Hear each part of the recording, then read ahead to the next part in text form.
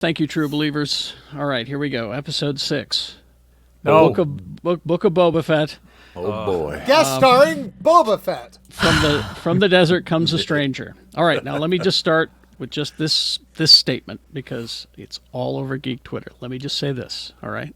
When I was a kid, I'm reading Fantastic Four comics. I didn't complain when it was just a Human Torch episode. Exactly. All right? I'm happy I have Star Wars on TV. I don't care what you call it, all right? Right. Mm-hmm. If also, it's called the Book of Boba Fett, hey, throw in some other stuff, I'm happy, you know? Books also tend to have more than one character. Yes. Uh-uh. So, that being said, so many complaints. I feel like that was pointed at Rebecca. No, No. it wasn't, because Rebecca's point is a good one. Rebecca she has a very she has valid a good opinion. point. I'm just saying that this is how I feel about it. Right. Rebecca?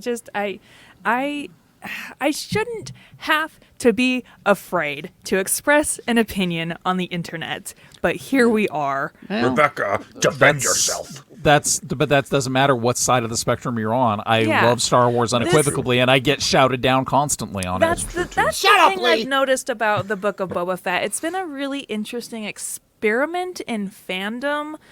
I personally, it's a show called the Book of Boba Fett. I would like it to be about Boba Fett. I was really, really enjoying Boba Fett, and I want more of the Boba Fett. And I understand he has an influence in every single one of these additional characters' lives, and it does eventually tie back to the Boba Fett story, but that's not why I've kept watching. I've kept watching because I want more of the Boba Fett story. Rebecca, you know what I do whenever I don't want to argue with anybody on Twitter? Two things. I end my statement with, don't at me. Yeah. And then I don't respond to people. I just move along, you know? There was one girl that I retweeted who made she didn't make a good point, but she made the same point that I'm saying. She's like, for a show about Boba Fett, I would like to see more Boba Fett. I don't understand why people are making me feel crazy about this. And did I enjoy the episode? Yeah, sure, whatever. But Kerry said in our chat, people are complaining there's too much Star Wars in our Star Wars, and that was my response. I'm like, there's too much Star Wars in my Star Wars. And I get Dave Filoni's having a great time, and everybody's having a really good time, but can we keep it just kind of simple? I just kind of want I would like just one simple story, and I was kind of hoping that would be the Book of Boba Fett. I don't think we're ever going to see that, because I'm remembering, I have to go back and find the press release now, but when they first announced that huge slate of Star Wars properties that they were going to be bringing to Disney+, Filoni and Favreau both said there will be overarching interconnected stories in all of these series. So we're going to have probably this format where half of the season is going to be the main character, and then the other half of the season is going to be the interconnected story, the Avengers aspect of it, where everything's going to build towards this huge universal story. And I gotta say, that's what I've loved about these last two episodes, is that it's world building, it's universe building, and Sure. I think it's like, oh, you spilled a little bit of Lords of the Ring in my Star Wars, but I'm okay with it. World building. I feel like they've already done so much. I would love character stuff. Can I please just have a character stuff for like Hawkeye? Hawkeye, remember the TV show Hawkeye? Yeah. Had really nothing to do with the Avengers and the MCU, Sure. and everybody else. And I loved that because it was just I just want a one-off. I just want a one-off character story. But also, Rebecca has a perspective of somebody who grew up with the Star Wars, had the toys, and this is exactly what I did with all my toys.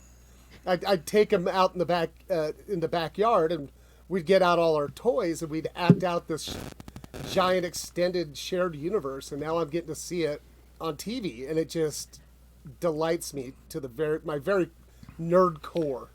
I have one other gripe. I think it should be illegal for Timothy Olyphant to be that hot.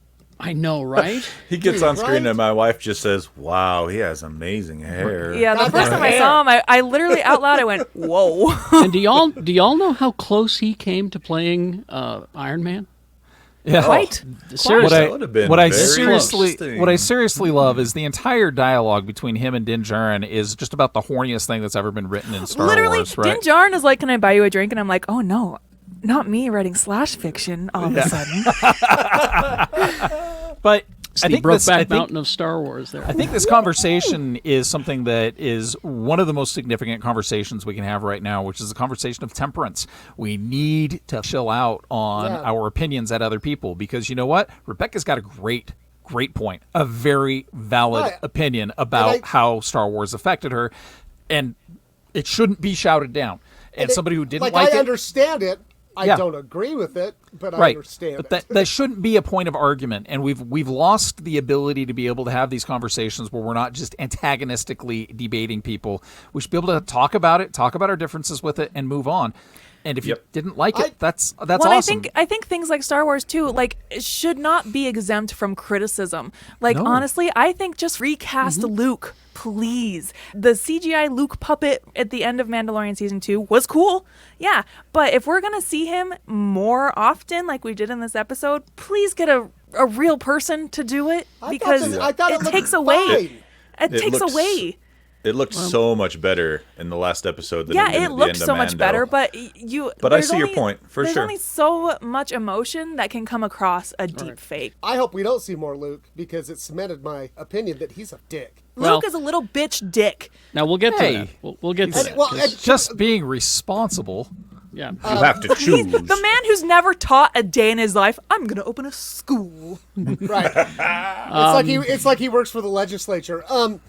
So One more thing, Kerry. The only people I talk to about Star Wars now are you guys, Jen, and my best friend in first grade. Because I'm like, we get joy out of it, and we're not going to shit on it for no reason, right? Even Rebecca's not shitting on it. I has a valid enjoyed complaint. it. I enjoyed it. I just have some notes. That's all. we get to see Luke doing some training with Grogu. Run, and jump. I could be your backpack while you run. And I think that was the same backpack, wasn't it? I think it was. And It looked like it. I hear the opinion that they should recast Luke, and I know like Sebastian Stan would be a perfect choice to play him. He would be, yeah. And there's a part of me that is relishing the fact that what the experiment, and Star Wars has always been about experiments. We owe motion capture to Star Wars, largely due to Star Wars. We owe so much green screen technology to Star Wars. What they have done with Luke is mind-boggling because, there were a few moments where it looked a little fake, but one of the things that they've never been able to conquer before, and they managed to do long, extended, he had more dialogue and more scenes in this than he did in the entire sequel trilogy, and what they managed to do was get the voice right, which is really hard when you have a 70-year-old actor, because his voice is deeper, his vocal cords have tightened to a point. Gravelly, yeah. Right. So being able to get that voice digitally correct and be able to have this impact, that's a large reason why they're not going to recast him. Recasting is actually the easy way to go about doing it. We could do it very easily. We've did it with Solo. But knowing that you could do Solo with Harrison Ford now, if they really wanted to, they could cast Harrison Ford to play young Han Solo. I don't want to see that. But they're playing with this technology now and using the sandbox to say, here we have this 70-year-old actor playing his 35-year-old self, and 99% of it, aside from the fact that your brain's saying that's not right, it's not like Michael Douglas in Avengers movie where you're like, okay, they got the face right. That's Streets of San Francisco Michael Douglas, but the voice is off. Sounds old. Yeah, the voice is off. They used the same technology that they used for that Val Kilmer movie. I think it's called Respeak, where it's like deepfake but for voices. They just take all of the audio and they're able to replicate your voice. Computer puts it together. People that are complaining about it looking fake, first of all, it is. But second of all, I don't want to know that. Go back and watch the end of Rogue One. Oh, looked way better. Young Leia, who basically looked like Odo from Deep Space Nine in a wig. Yeah, kind of. They did this thing too. Dave Filoni and Jon Favreau were very particular in the sentences that they chose to make the effect more realistic. Because they didn't include a lot of the words that require a lot of mouth movement. Yeah. So that it looked realistic consistently.